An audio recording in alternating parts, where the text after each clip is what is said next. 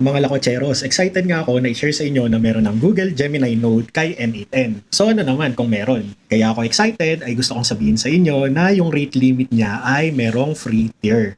O lakotseros, yung mga tinuro ko sa inyong workflow ay pwede nyo nang itry totally for free without paying OpenAI credits.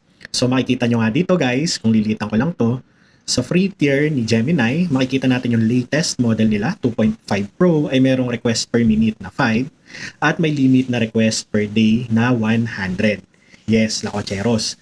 Pwede nyo nang itry for 100 request yung latest model. And kung kulang pa yan, pwede kayong mag-jump into different model like yung 2.5 flash na merong limit na 250 per day, flashlight na merong 1,000 limit per day, and so on. At pagkatapos niyan, ay meron din siyang Gemini 2.0 Flash Preview Image Generator na merong 100 request per day limit. So, pwede na rin nating itry yung image generation totally for free. Ngayon, kung kulang pa rin sa inyo yan, maging creative lang kayo guys. Ang hint ko lang ay pwede kayong magkaroon ng multiple API key sa inyong N8N. Gets nyo na yan? Having said that, mag-start na tayo. So, para ma-update ang N8N natin locally, kailangan lang natin magbukas ulit ng terminal and then itatype lang natin npm install n8n-g. Hit enter. And then, antayin lang natin yan. Medyo matagal dahil na-download pa niya at i-update yung ating N8N. So, balik ako guys pag na-download na siya. Ayan na nga, tapos na mag-download and mag-install ng ating new version ng N8N. So, ang gagawin lang natin para i-run ay N8N and then hit enter. And then, hit lang natin yung O. At ayan na nga, iloload na niya ang ating updated version ng N8N. Ngayon naman, ay kukuha na tayo ng API kay Gemini. Pupunta lang tayo sa aistudio.google.com. Hit enter.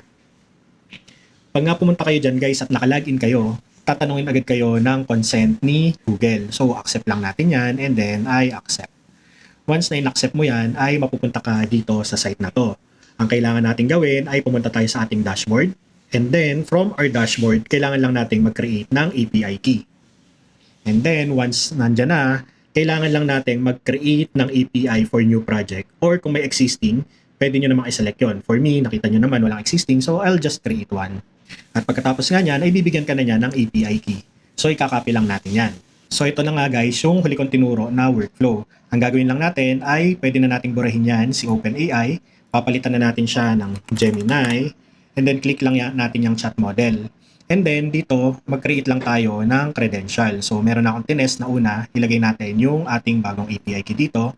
Paste ko lang siya. And then, pangalanan ko lang to ng maayos. So, this would be the Lakwacheros Gemini. Okay, save natin yan. And then, once na-save na, ang pipiliin ko dito, guys, ay yung latest version since 100 requests naman siya per day. So, that's 2.5-Pro. Okay, so ito siya, Gemini 2.5 Pro. And then, magbabak na tayo. And then, papalitan natin yung isa pa nating model dito. Ganun lang ulit. Gemini, chat model. And then, dito naman, okay na si 2.5 Flash. Kasi pang-check lang naman natin siya ng parser. And then, dyan nga muna, delete ko lang yung connection. Test muna natin hanggang dyan. So, save ko lang and then execute workflow. Okay, ayan na nga, may output na. Tingnan natin yung output niya. So, nagbigay na siya ng tip and nagbigay na rin siya ng image prompt natin. So, continue na tayo. Ito ngayon, yung image generator, papalitan na natin yan. So, mag-add lang tayo dito, Gemini, and then hanapin lang natin yung kanyang image generator dito. So, generate an image, and then, ang gagawin natin ay kailangan natin magbigay dito ng prompt. Kasi nga, binura natin yung nakaraan, so ilagay lang ulit natin dyan yung prompt. And then, mag-choose ka ng model dito. Guys, kung maalala nyo, ito ang free na model ni Gemini, yung Flash Preview. So, iyan dapat yung pipiliin natin. Yung 2.0 Flash Preview. So, select lang natin yan. And then, we can go back. And then, ipipin ko lang to guys para hindi na natin magamit yung iba pang free credits. Baba ko lang to para kita natin siya. Ayan. And then, iraran ko siya. Hindi ko pa siya dinudugtong guys ha. So, run muna natin. Okay. So, okay na. Kung bubuksan ko to, makikita nyo dito guys, image na agad siya. Okay? Ngayon, dahil image na siya, hindi gaya nung nakaraan na base64 pa yung binibigay, pwede na nating burahin itong convert file. And then, pwede na natin siyang idugtong dito sa ating upload. Pero, Tandaan guys, data na yung pangalan niya, hindi na image na yung ginawa natin dati. So buksan ko lang tong ating lumang workflow and then palitan ko tong data name to data para hindi siya mag-error. And then i-paste nga natin dyan, back tayo, and then iraran ko lang ulit yung buong workflow guys. Run natin siya.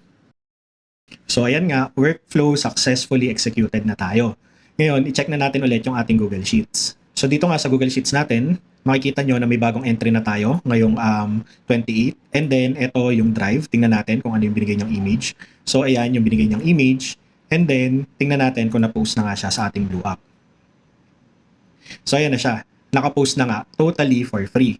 So, ililink ko rin sa baba yung workflow na to para ma-download nyo. And then, hindi na kayo mahirapang magpalit ng model to Gemini. Tapos guys, kung naalala nyo yung tinuro ko dating AI Travel Agent, pwede na rin natin gamitin dito si Gemini. So, buburahin ko lang ulit itong si OpenAI. And then, i-add ko na si Gemini chat model natin. And then, pipili lang ulit ako ng model. Since may free credit pa tayo, piliin na natin yung latest, 2.5-Pro. So, yan. And then, ang gagawin natin ay isa-save ko lang and i-execute workflow ko na to. At ayan na nga, successful na, and pag pumunta tayo sa Slack natin ay ayan, natanggap na natin today yung message which is yung flight details natin.